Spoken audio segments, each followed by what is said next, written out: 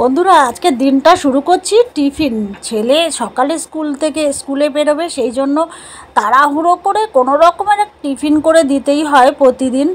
তো আজকে একটু সস দিয়ে দিচ্ছি। আর সস দিয়ে না, দেখবে তুমি পাউরুটি ডিম দিয়ে ভাজলে না, সস দিয়ে খেতে সত্যি ভীষণ ভালো লাগে। আর মোটামুটি পাউরুটিটা আমি না এমনি স্লাইস পাউরুটি আনি, সেই স্লাইস পাউরুটিটাকে ডিম দিয়ে কোনো পেঁয়াজ টিয়াজ দিই না, আমার ছেলে খুব একটা ভালোবাসে না, সেই জন্য আমি এমনি প্লেন আর কি একটু কড়াইয়ের মধ্যে ডিম দিয়ে ভেজে নিলাম। নিয়ে এবারে ওকে টিফিন দিয়ে দিই। সব টিফিন আবার আমার ছেলে মোটামুটি রোজ খায় না। আমার ছেলে তো টিফিন এমনিতে খেতেই চায় না, কিন্তু তবু দিতে হয়। বন্ধু বান্ধব সবাই খায়, ও খায়, 1 পিস 2 পিস হলেও তো খাবে। একটু বঞ্চ না 2টো বিস্কুট দিয়ে দিলে ও তবু বিস্কুটটা একটু ভালোবাসে, একটু ভালো ধরনের বিস্কুট দিয়ে দিই। আমি বলি এই বিস্কুটটা খা, ওটা ভালো লাগবে। আর বন্ধুবান্ধব সবাই মিলে আছে, একটুখানি পাউরুটি ওই জন্যই দিয়ে দিই। তো সকালবেলা ভীষণ তাড়াহুড়ো লাগে, এত তাড়াহুড়ো, আমার হাজব্যান্ডও বেরোয়, ও বেরোয়। আর এখানে আলু ভেজে নিয়েছি আমার হাজব্যান্ডের জন্য, আমার কর্তামশাইয়ের জন্য ডাল করে নিয়েছি, ডাল আলু ভাজা, আর এখানে একটু মাছের ঝোল সামান্য একটু করে নিয়েছি।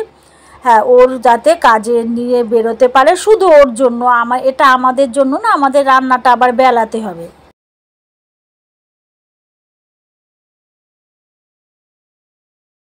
স্নান করা হয়ে গেছে, এখন আমি ঠাকুরকে দিয়ে নিই।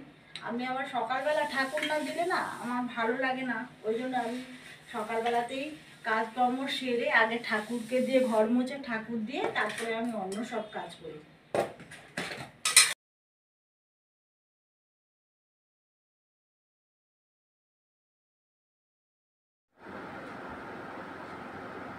সবে দোকান থেকে এসেছি, আর এত পরিশ্রম করে তো এবারে দেখি এসে টেবিলের ওপর ভর্তি বাসনপত্র সব রাখা আছে।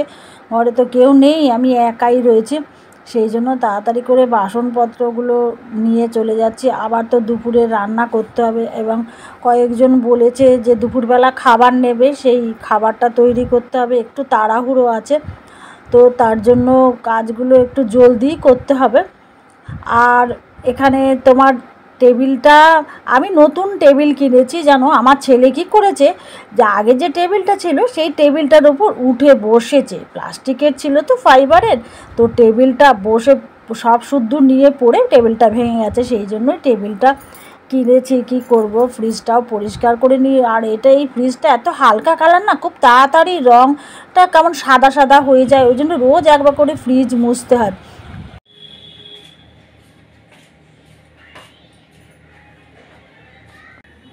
আজকে দুপুরের খাবার স্পেশাল, আসলে অনেক দেরি হয়ে গেল, এখন 2:15 হয়ে গেছে। ডাল করেছি, আর এখানে পটল ভেজেছি। ডালের সঙ্গে পটল ভাজা কিন্তু খুব ভালো লাগে। আর এখানে কি করেছি জানো, মাছের ডিমটা ভেজেছি। মাছের ডিম খেতে খুব ভালো লাগে। আবার এটা একটা নতুন মাছের ডিম দিয়ে একটা তরকারি করেছি, সবজি। এটা খেতে এত সুন্দর লাগে, এবং ঘরে আমাদের প্রত্যেকেই এটা খাবারটা ভালোবাসে। তোমাদের একদিন দেখাবো মাছের ডিম কিভাবে রান্না করতে হয়, তবে এই মুহূর্তে দেখাতে পারছি না, আমার রান্নাঘরটা খুব একটা ভালো কন্ডিশনে নেই, তো সেই জন্য দেখাতে পারছি না। তবে দেখাবো অবশ্যই কিভাবে রান্না করি, তোমরা কিন্তু দেখো। আমি এখন চটপট করে খেয়ে নিই, আবার তোমাদের সঙ্গে পরে দেখা হবে। আর সন্ধ্যাবেলা টিফিন হচ্ছে মুড়ি আম। দেখো আমটা কত বড় ছুলছি, বেশ গপা গপ করে। আম মুড়ি হলে আমার আর কিছুই লাগে না। আর এটা আমার তো হেভি প্রিয় আম। এখন এটা কী আম কে জানে, এত বড় আমটা ভালো করে ছুলে বেশ গরম জল একটু মুড়ির মধ্যে দিয়ে নিয়েছি, কারণ হচ্ছে আমটা এত ঠান্ডা ছিল না, যার জন্য জল গরম দিয়ে নিয়েছি, একটু দুধ সামান্য গুঁড়ো দুধ দিয়েছি আর একটু চিনি দিয়েছি, দিয়ে তারপরে ফটাফট খেয়ে নিয়েছি। ওরা পাউরুটি ভেজে খেয়েছে, আমার আবার ওইসব পাউরুটি ফাউরুটি না একদম খেতে ভাল লাগে না। তো সেই জন্য আমি এই আম মুড়ি আমার খেতে ভাল লাগে, সেই জন্য আমি খেলাম একটুখানি। আর ছেলে তো পাশ থেকে বলছে খাও খাও, ছেলে আবার আমটাম একদম না, ও খেতে চায় না আম। তবু জোর করে বললাম যে একটু খা একটু খা, কিন্তু কিছুতেই খাবে না বলছে। মানে এর টেস্টই আলাদা। বন্ধুরা তোমরা অবশ্যই কিন্তু আমার ভিডিওটা দেখবে এবং ভালো লাগলে লাইক শেয়ার কমেন্ট অবশ্যই করবে। হেভি টেস্টি আম।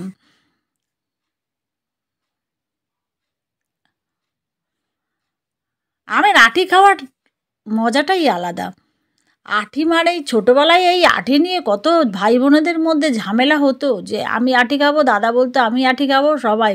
এই যে ছেলেকে একটু ডাকলাম, ফটাফট করে এলো, ও খাবে না করছিল, কিন্তু তাও সে জোর করে একটুখানি দিলাম।